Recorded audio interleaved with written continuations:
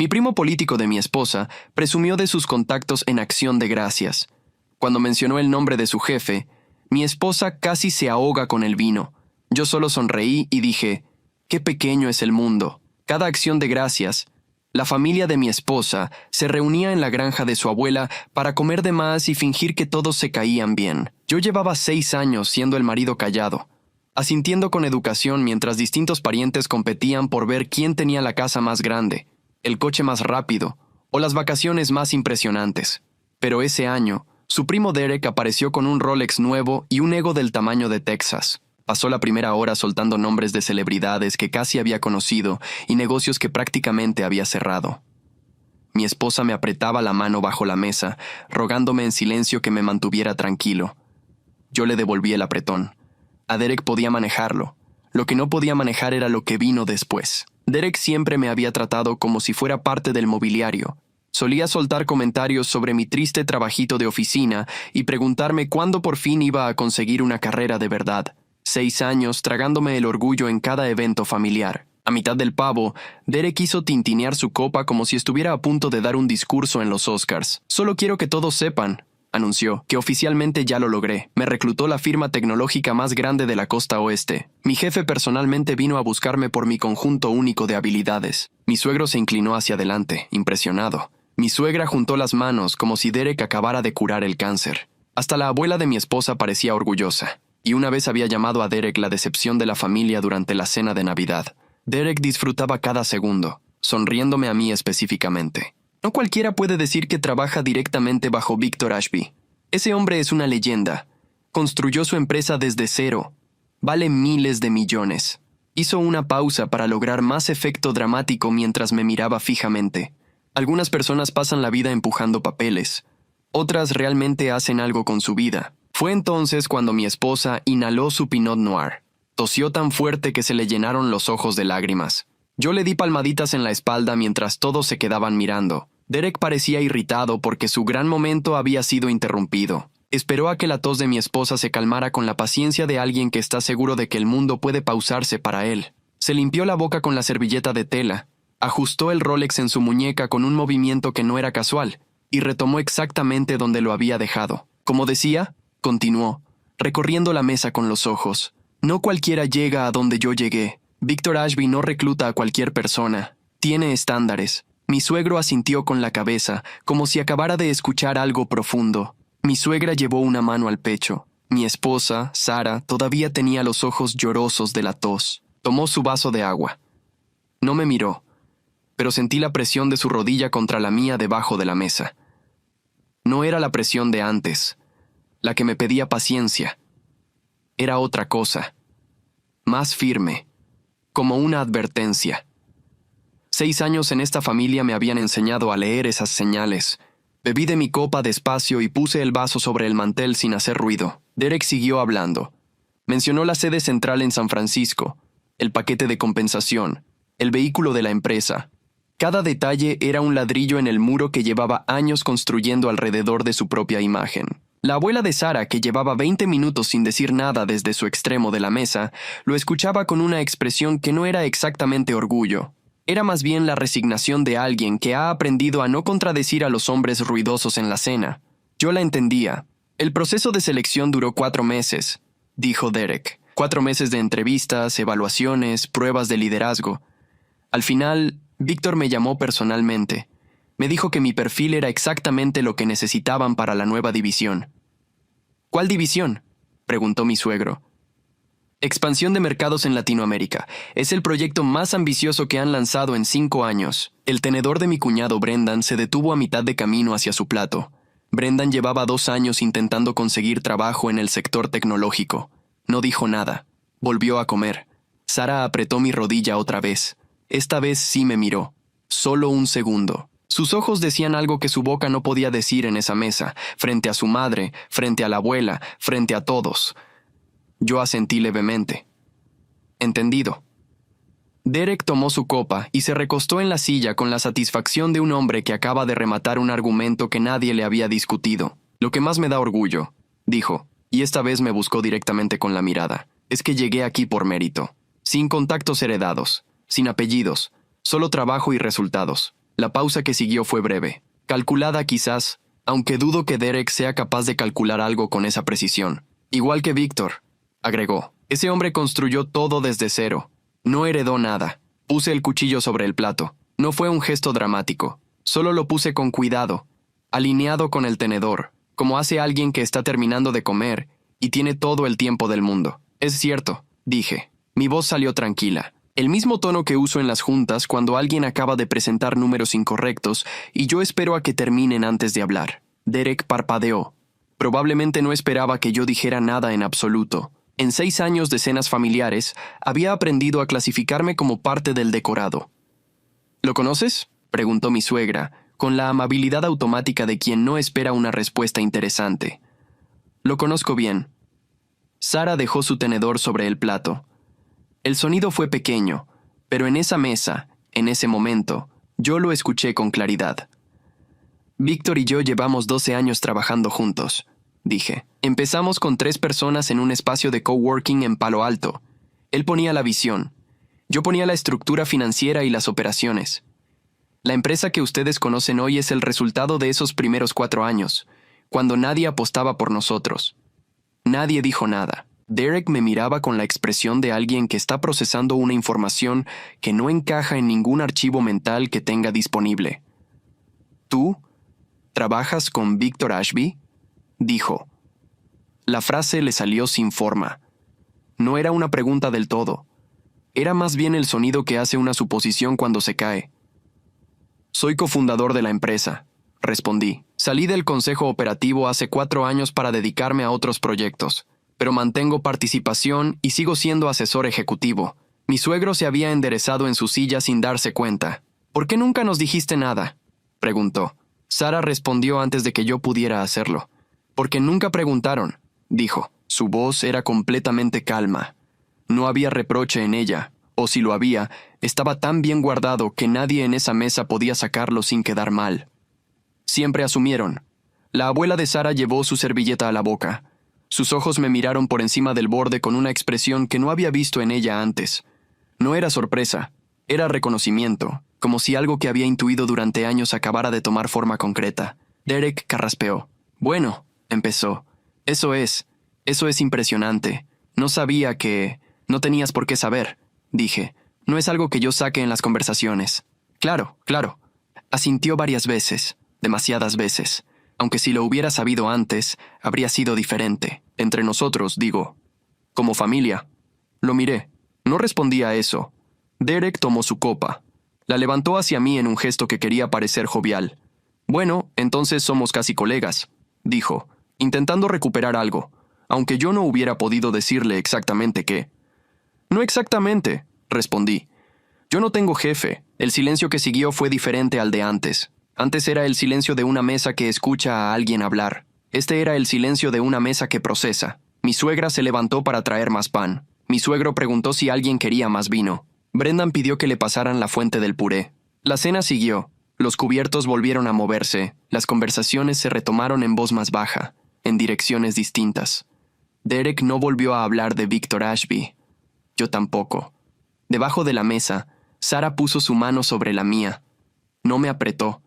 Solo la dejó ahí, con la palma hacia abajo, sobre mis nudillos. Era el gesto de alguien que lleva años esperando un momento y finalmente lo ve llegar sin necesidad de decir nada. La dejé. Seguí comiendo. Afuera, el viento movía los árboles de la granja y las ramas golpeaban de vez en cuando el vidrio de la ventana.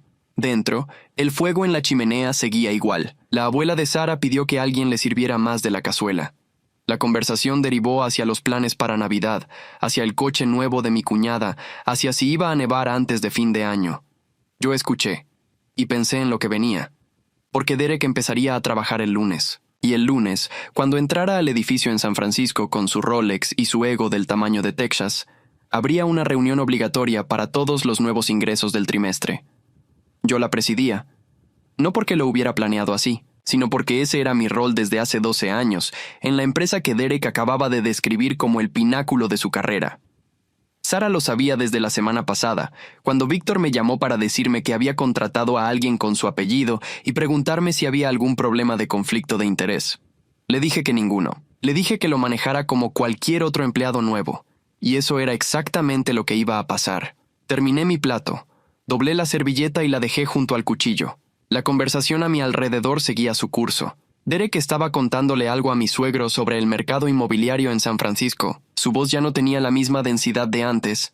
Era más cuidadosa, medida. Eso también lo había visto antes, en otros contextos. El momento en que alguien entiende que está hablando frente a una persona que sabe más de lo que aparenta y recalibra en tiempo real sin admitirlo. Era un proceso interesante de observar. La abuela de Sara se limpió los dedos con la servilleta y me miró desde su extremo de la mesa.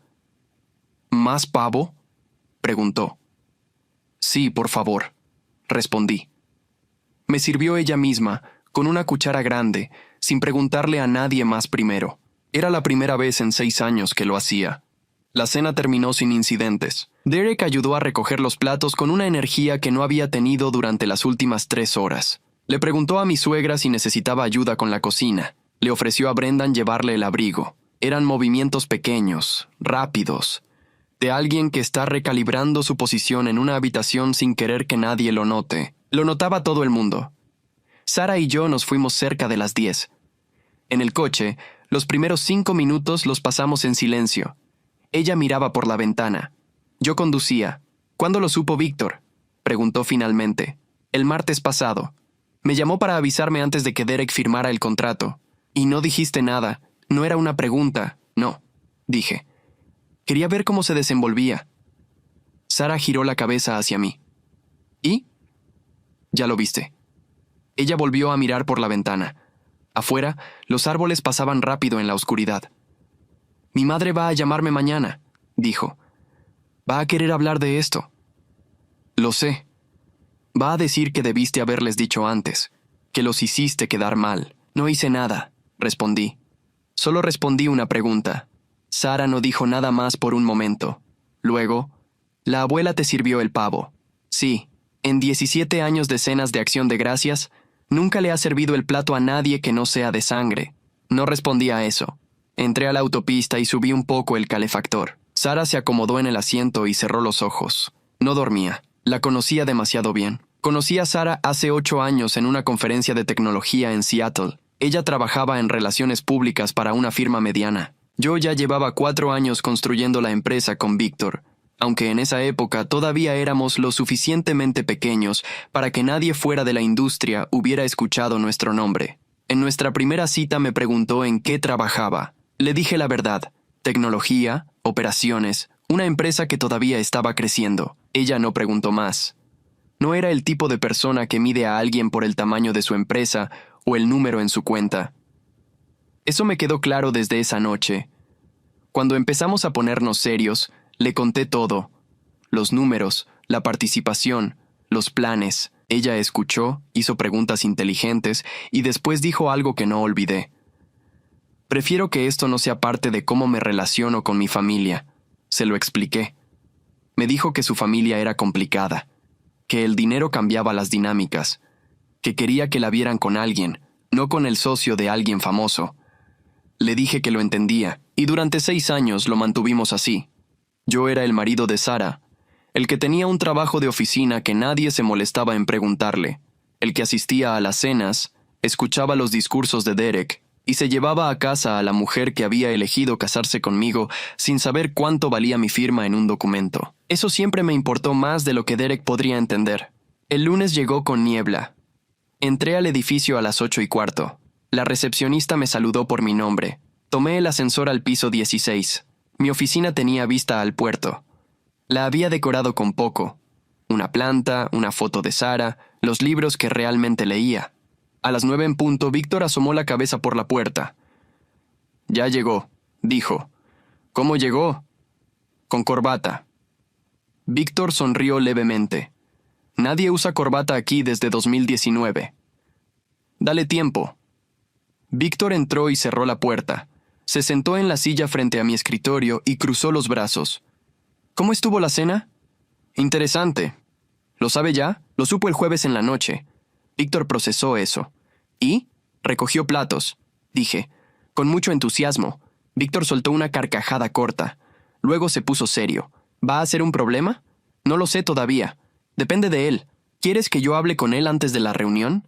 No, que entre sin saber qué esperar. Es mejor así.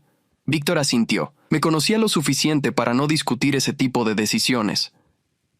La reunión es a las 10, dijo. Hay 4 nuevos ingresos este trimestre. Derek es el único de su área. Bien. Víctor se levantó. ¿Algo más? Que alguien le diga que las corbatas no son obligatorias. Salió. Yo abrí los reportes de la semana y empecé a leer. A las 10:05, la sala de juntas del piso 16 estaba lista. Mesa larga, 12 sillas, pantalla al fondo. Los 4 nuevos ingresos entraron en grupos de 2. Una diseñadora de producto, un ingeniero de datos, una analista de operaciones. Y Derek. Derek entró último, con la corbata que Víctor había mencionado, mirando la sala con la expresión de alguien que está catalogando dónde sentarse para verse mejor.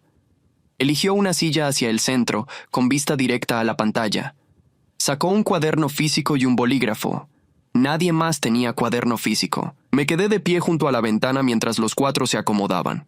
La asistente de Víctor cerró la puerta, y entonces me moví hacia la cabecera de la mesa. Derek levantó los ojos del cuaderno. El bolígrafo se quedó quieto. No dijo nada. Solo me miró durante 3 segundos completos, como si estuviera esperando que yo me sentara en otro lugar, como si hubiera alguna posibilidad de que yo estuviera ahí por razones distintas a las que eran obvias. Puse las manos sobre la mesa. Buenos días. Soy el asesor ejecutivo fundador de la empresa. Voy a estar con ustedes esta mañana para hablar de cómo trabajamos, qué esperamos de cada persona nueva, y cómo es la estructura real de decisiones aquí. Los otros 3 tomaron notas o abrieron laptops. Derek no hizo ninguna de las 2 cosas. Lo miré un momento, sin detenerme en él más de lo que me detuve en cualquier otro. Empecemos. La reunión duró 90 minutos. Hablé de cultura de trabajo, de métricas, de cómo se tomaban las decisiones en cada nivel. Los 4 nuevos escucharon. La diseñadora de producto hizo 3 preguntas buenas.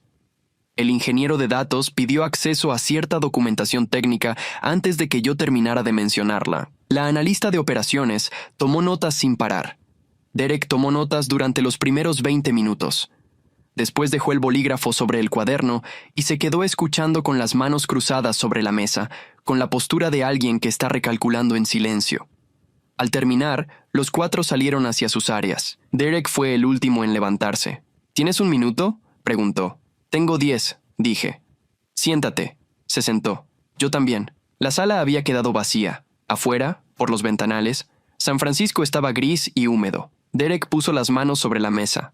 Las tenía quietas, pero yo notaba el esfuerzo que eso requería. El jueves, empezó. Cuando dijiste lo que dijiste, entiendo que yo llevaba toda la noche hablando sin saber con quién estaba hablando. Con tu primo político. Dije. Eso no cambió. Él asintió despacio. Quiero que sepas que los comentarios que hice a lo largo de los años, sobre tu trabajo, sobre tu carrera, no eran... Derek se detuvo. No tienes que explicarme nada, dije. Lo que dijiste en esas cenas es algo entre tú y yo como familia. Aquí eres un empleado nuevo con un contrato de 6 meses de prueba. Esas son 2 conversaciones distintas y no voy a mezclarlas. Él me miró. ¿Eso significa que no va a afectar cómo me evalúas? Significa que voy a evaluarte exactamente igual que a los otros 3, con los mismos criterios, los mismos plazos, las mismas expectativas. Entiendo. Bien. Me levanté. Tu primera revisión es en 8 semanas. Tu gerente directo es Camille Roth. Cualquier pregunta operativa se la haces a ella. Derek asintió y recogió su cuaderno. Estaba por salir cuando se detuvo en la puerta. ¿Sara sabía? ¿Todo este tiempo? Sí. Procesó eso durante un segundo. Y nunca dijo nada. No. Salió sin responder. Yo me quedé en la sala un momento, mirando los ventanales. La niebla de la mañana había empezado a levantarse sobre el puerto. Las siguientes 3 semanas fueron normales en la superficie. Derek llegaba temprano. Salía tarde. Camille me mandó un reporte breve al final de la segunda semana. El nuevo ingreso del área de expansión era aplicado, puntual, y preguntaba bastante. Nada preocupante. Nada destacable tampoco. Yo lo veía de lejos en las reuniones generales. Se sentaba cerca del frente. Escuchaba. Ya no usaba corbata. En las cenas de los domingos en casa de mis suegros, que Sara y yo seguíamos asistiendo como siempre, Derek era diferente. No callado exactamente, pero más cuidadoso. Le preguntaba a Brendan por su trabajo. Le preguntaba a la abuela por su huerto. No sacó el Rolex en toda la tarde. Mi suegra me llamó un miércoles. «¿Cómo está Derek en la empresa?», preguntó, con ese tono que usaba cuando quería información pero no quería parecer que la estaba pidiendo. «Está en periodo de prueba como cualquier empleado nuevo», dije. «No puedo hablar de eso». Claro. Solo quería saber si se estaba adaptando bien. Camille Roth es su gerente. Si Derek tiene alguna preocupación, puede hablar con ella». Hubo una pausa. «Está bien», dijo mi suegra. «Gracias». Colgó. Sara me miró desde el sillón donde leía. «¿Mi mamá?» «Sí». ¿Preguntó por Derek?» «Sí». Sara volvió a su libro. Ya era hora de que alguien en esta familia entendiera que hay cosas que tú no vas a hacer por conexión. No dije nada. Me senté a su lado y abrí mi laptop. El problema llegó en la 4ª semana. Camille entró a mi oficina un jueves por la tarde con una carpeta delgada y la puso sobre mi escritorio. «Necesito que veas esto». Era el borrador de una propuesta que Derek había preparado para el proyecto de expansión en México.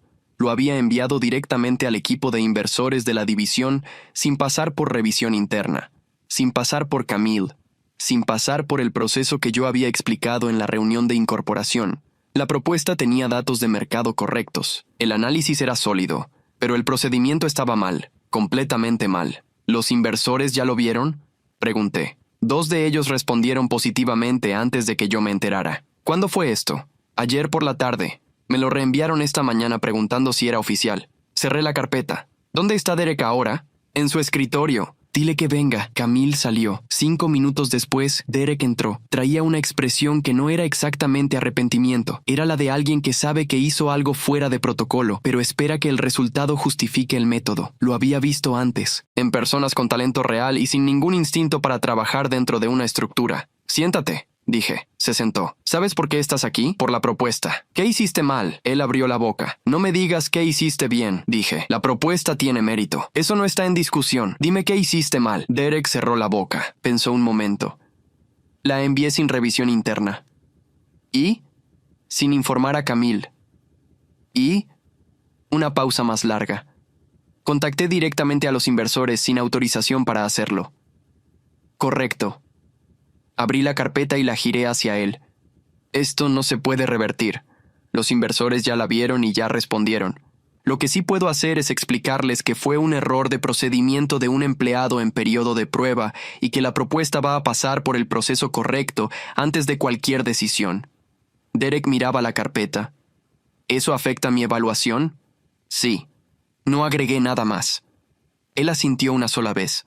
«¿Qué necesitas de mí ahora?» Un correo a Camille reconociendo el error de procedimiento, y que a partir de hoy, cualquier comunicación externa pasa por ella primero. Sin excepciones. «Entendido. Puedes irte». Se levantó. Esta vez no se detuvo en la puerta. Cuando salió, Camille volvió a entrar. Me miró con una pregunta en los ojos. «Lo manejó bien», dije. «Dale seguimiento la próxima semana». Camille tomó la carpeta y salió. Yo me quedé mirando la silla vacía donde Derek había estado sentado 30 segundos antes. El mismo hombre que durante 6 años me había preguntado cuándo iba a conseguir una carrera de verdad, acababa de recibir una corrección de procedimiento de mi parte y se había ido sin discutir. No sentí satisfacción en eso, solo anoté lo que había pasado en el sistema de seguimiento, como hacía con cualquier otro empleado, y volví a los reportes de la tarde. La evaluación de las 8 semanas llegó un martes. Camille me entregó el reporte antes del mediodía. Me tomé 20 minutos para leerlo completo antes de que Derek entrara a mi oficina a las 2 de la tarde. El reporte era mixto. Técnicamente, Derek era bueno. Sus análisis de mercado eran precisos. Su capacidad para identificar oportunidades en Latinoamérica era real. Y después del incidente de la 4ª semana, había seguido el protocolo sin desviaciones. Camille lo anotó como una mejora concreta. El problema estaba en otra parte. Derek tenía dificultad para trabajar dentro de estructuras que no reconocían su jerarquía de forma inmediata. En 2 ocasiones había dado instrucciones directas a miembros del equipo que no reportaban a él. En una reunión de área había interrumpido a la analista de operaciones para reformular su propuesta como si fuera propia, sin atribuirla. Camille lo había documentado todo con fechas. A las 2 en punto, Derek entró. Se sentó sin que yo le dijera que se sentara. Eso también era nuevo. 6 semanas atrás habría esperado indicación. Puse el reporte sobre el escritorio, girado hacia él. «Léelo», dije. Lo leyó. Tardó 8 minutos. Yo revisé correos mientras esperaba. Cuando terminó, dejó las hojas sobre el escritorio y me miró. «La parte técnica es sólida», dijo. «Sí, las otras observaciones. Son de Camille», dije.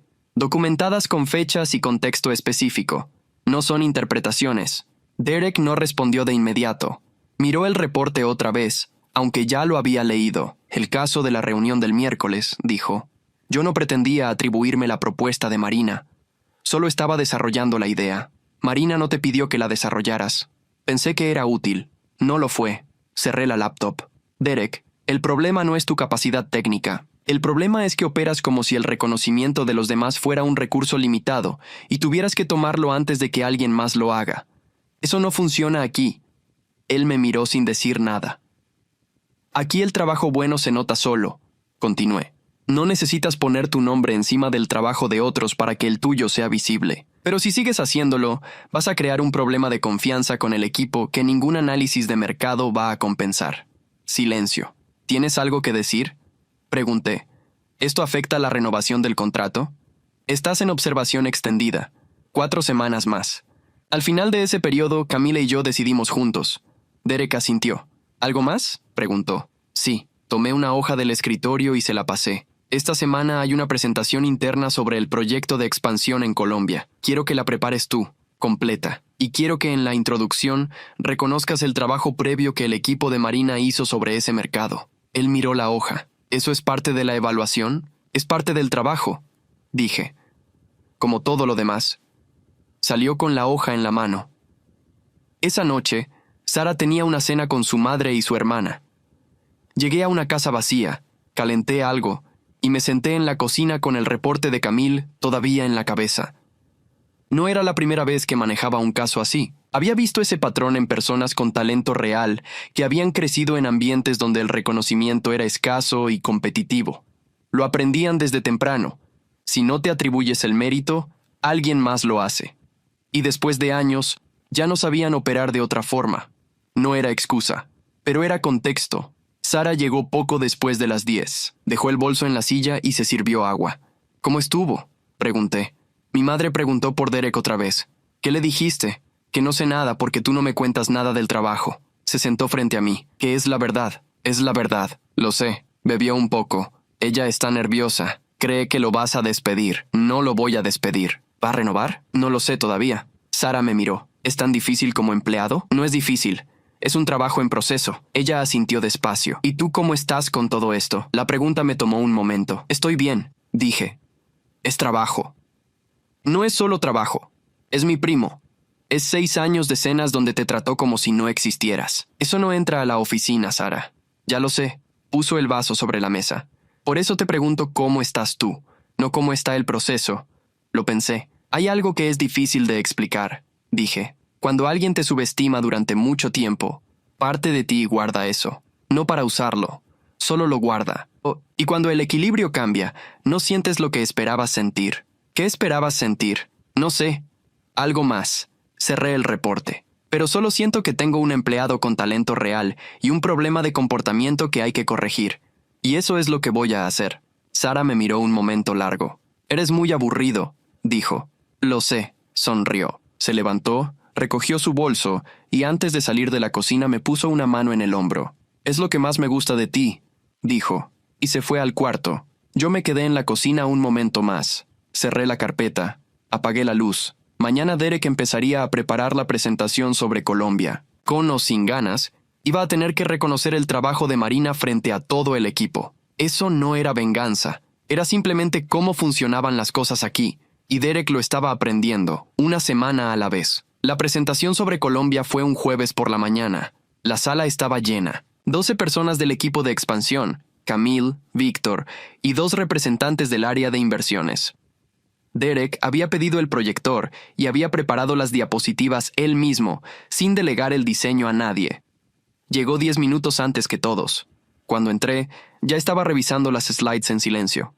Me senté al fondo. Empezó puntual. La estructura era buena. Los datos estaban verificados. Habló sin leer las diapositivas, lo cual no era menor. Y en la tercera slide, antes de entrar al análisis de mercado, se detuvo. Quiero aclarar que el trabajo de base sobre el mercado colombiano fue desarrollado por Marina Reyes en el segundo trimestre. Lo que presento hoy parte de ese análisis y lo extiende hacia las oportunidades de entrada identificadas en los últimos 2 meses. Marina, sentada a mitad de la mesa, no reaccionó de forma visible. Solo anotó algo en su libreta. Derek continuó. La presentación duró 40 minutos. Al final, los representantes de inversiones hicieron 4 preguntas. Derek respondió 3 con precisión. La cuarta la derivó a Camille, porque involucraba proyecciones financieras fuera de su área. Eso también era nuevo. Cuando terminó, Víctor se acercó a mí antes de salir. «Está aprendiendo», dijo en voz baja. «Sí». «¿Renuevas?» «Todavía no lo sé». Víctor me miró un momento. «¿Qué falta?» Ver cómo reacciona cuando algo sale mal de verdad, no un error de procedimiento, algo con consecuencias reales. Víctor asintió y salió. Yo me quedé hasta que la sala se vació. Marina recogió sus cosas despacio. Cuando pasó junto a mí, se detuvo. «Gracias», dijo. «¿Por qué?» «Por lo que sea que hiciste para que pasara eso». «No hice nada», dije. «Solo le expliqué cómo funcionan las cosas aquí». Marina me miró un segundo, como si estuviera evaluando si eso era verdad o diplomacia. Después asintió y salió. La semana siguiente, el proyecto de expansión en México tuvo un problema. Un socio local que llevaba 3 meses en conversaciones preliminares envió un correo retirándose. Sin aviso previo. Sin explicación detallada. Solo que habían decidido ir en otra dirección. Derek me lo trajo ese mismo día. Entró a mi oficina a las 4 de la tarde con el correo impreso y lo puso sobre mi escritorio. «Lo recibí hace 1 hora», dijo. «Ya hablé con Camille».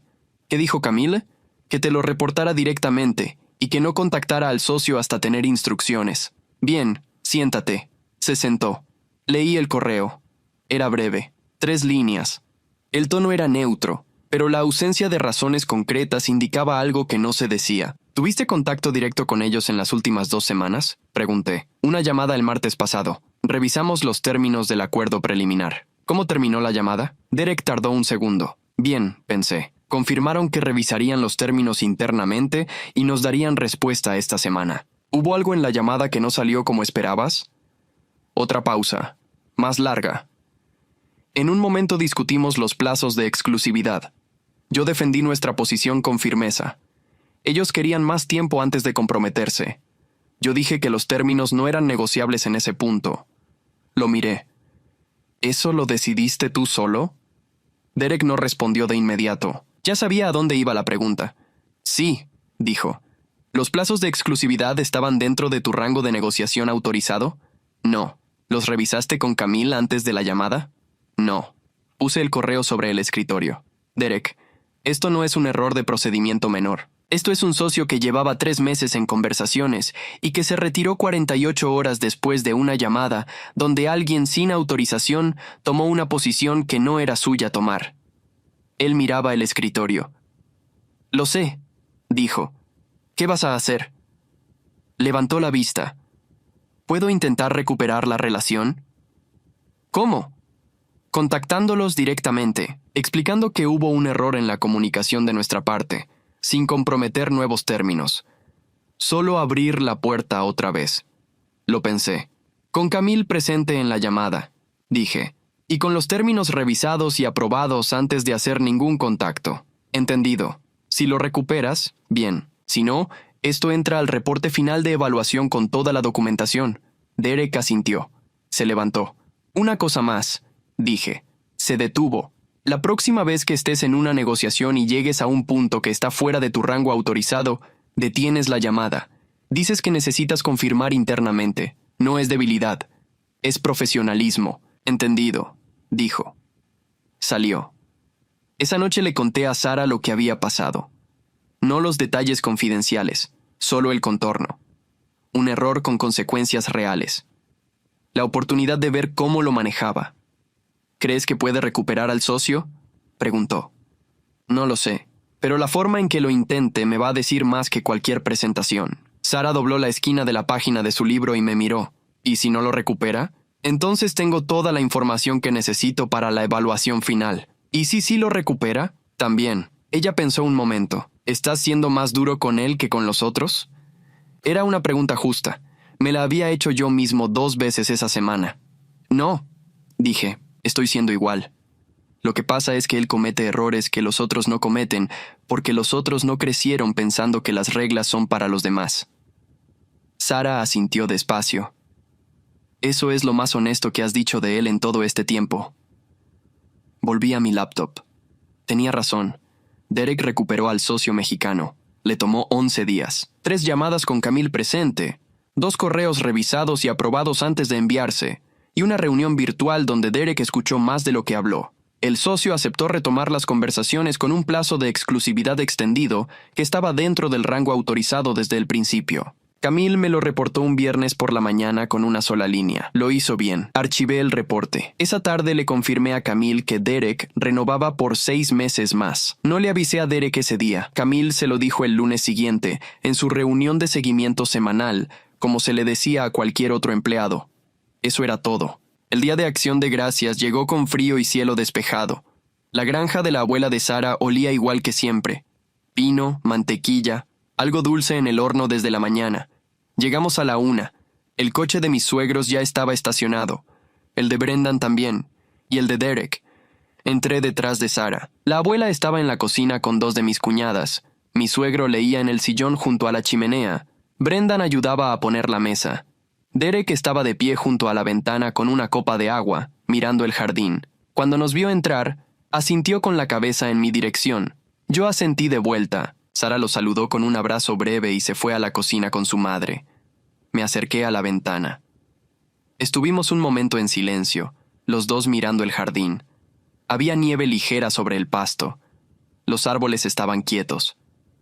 ¿Cómo va el proyecto de México?, pregunté. Bien, firmamos los términos preliminares el miércoles.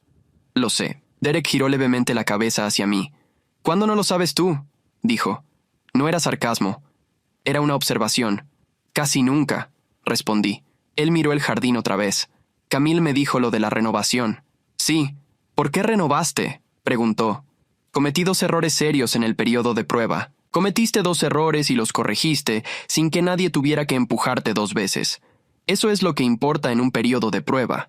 Derek no respondió de inmediato. Giró la copa entre sus manos. Quiero decirte algo, dijo. Adelante. Los comentarios que hice estos años, lo del trabajo de oficina, lo de cuándo ibas a conseguir una carrera de verdad. Hizo una pausa. No tengo cómo justificarlo. Solo puedo decir que lo hice porque me sentía pequeño en esa mesa y necesitaba que alguien se sintiera más pequeño que yo. Lo miré. Su expresión era directa. No había ensayo en eso. Te escucho, dije. No te pido que lo olvides. Solo quería decírtelo. Está dicho. Derek asintió. Bebió un poco de agua. ¿Sabías desde el principio que yo era así?, preguntó. En el trabajo, digo. Lo supuse. Los patrones de comportamiento en la vida personal y en el trabajo suelen ser los mismos. Y aún así renovaste. Eres bueno en lo que haces, dije. Y estás aprendiendo lo que no sabías. Eso tiene valor. La abuela de Sara asomó la cabeza desde la cocina. La cena está lista, anunció. Nos movimos hacia el comedor. La mesa estaba puesta para 12. Pavo en el centro, fuentes a los lados, la misma vajilla de siempre con el borde azul que Sara decía que tenía desde antes de que ella naciera. Me senté en el lugar de siempre, al lado de Sara. Derek se sentó frente a Brendan, al otro extremo. Mi suegro sirvió el vino. Mi suegra trajo el pan. Brendan contó algo sobre su nuevo trabajo que consiguió en octubre, y toda la mesa lo escuchó con genuino interés. Derek no hizo tintilear su copa. No mencionó su Rolex. No habló de su paquete de compensación ni de su vehículo de empresa. Preguntó a Brendan en qué consistía el nuevo trabajo y escuchó la respuesta sin interrumpir. La abuela de Sara sirvió el pavo. Cuando llegó a mi plato, puso una porción generosa y me miró. El año pasado me dijiste que preferías más del relleno, dijo. Así es, le puso relleno extra sin que yo tuviera que pedirlo. Sara, a mi lado, no dijo nada. pero puso su mano sobre la mía debajo de la mesa, igual que el año anterior, en la misma granja, en la misma mesa. Solo que esta vez no era para pedirme paciencia, era otra cosa. La conversación siguió. El vino circuló. Alguien preguntó si iba a nevar de verdad antes de Navidad. Alguien más dijo que los pronósticos no eran confiables. La abuela dijo que ella predecía el tiempo por las plantas del jardín y que este año iba a nevar fuerte en enero. Nadie discutió con ella. Al final de la cena, cuando los platos estaban casi vacíos y las conversaciones se habían vuelto más lentas, mi suegro levantó su copa. «Por la familia», dijo, «la que tenemos y la que hemos construido». Todos levantaron sus copas. Derek también. Me miró un segundo desde el otro extremo de la mesa. Yo sostuve su mirada. No había nada que resolver en ese momento, ningún mensaje que transmitir. Solo dos personas que se conocían mejor de lo que se conocían hace un año. Bebí. Puse la copa sobre el mantel. Afuera, el viento movió los árboles una sola vez y después todo quedó quieto. Sara inclinó la cabeza hacia mí. «¿Listo para el postre?», preguntó en voz baja. «Sí», dije.